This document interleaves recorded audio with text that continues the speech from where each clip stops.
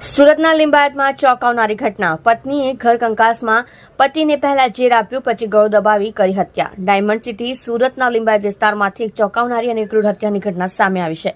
અહીં એક પત્નીએ તેના જ પતિની નિર્મમ હત્યા કરી નાખી છે. ઘર કંકાસથી કંટાળેલી પત્નીએ એટલી હદે ક્રૂરતા દાખવી કે પહેલા પતિને ઝેર આપી મારવાનો પ્રયાસ કર્યો અને તેમાં નિષ્ફળ જતા પોતે જ પતિનો જીવ લઈ લીધો. લિંબાયત પોલીસે આ મામલે ગણતરીના કલાકોમાં જ આરોપી પત્નીની ધરપકડ કરી જેલના સળિયા પાછળ ધકેલી દીધી છે. પહેલા દૂધમાં ઝેર આપ્યું, પછી ગળો દબાવ્યું. મળતી માહિતી મુજબ લિંબાયત વિસ્તારમાં રહેતા આ દંપતી વચ્ચે છેલ્લા ઘણા સમયથી ઘરકંકાસ ચાલતો હતો. આ રોજના ઝઘડાઓનો અંત લાવવા પત્નીએ એક ખતરનાક પ્લાન ઘડ્યો હતો. રાત્રિના સમયે પત્નીએ પતિને દૂધમાં ઝેર દવા ભેળવી આપી દીધી હતી.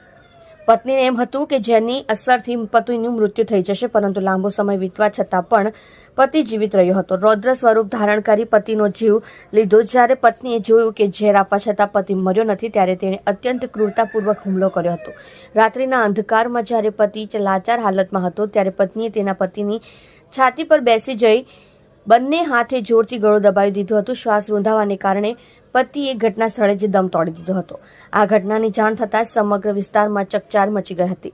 લિંબાયત પોલીસની કાર્યવાહી. ઘટનાની જાણ થતાં જ લિંબાયત પોલીસનો કાફલો ઘટના સ્થળે પહોંચી ગયો હતો. પોલીસ તપાસમાં બહાર આવ્યું છે કે ઘરકંકાસ આ હત્યા પાછળનું મુખ્ય કારણ છે. લિંબાયત પોલીસ સ્ટેશનના પીઆઈએ જણાવ્યું હતું કે પત્નીએ કબૂલાત કરી છે કે તેણે પહેલા દૂધમાં ઝેર આપ્યું હતું અને બાદમાં ગળો દબાવીને હત્યા કરી છે. પોલીસે આરોપી પત્નીની ધરપકડ કરી લીધી છે અને વધુ તપાસ હાથ ધરી છે.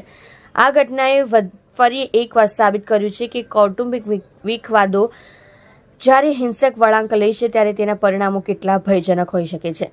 હાલમાં પોલીસ દ્વારા મૃતદેહને પોસ્ટમોર્ટમ માટે ખસેડી કાયદેસરની કાર્યવાહી હાથ ધરવામાં આવી છે.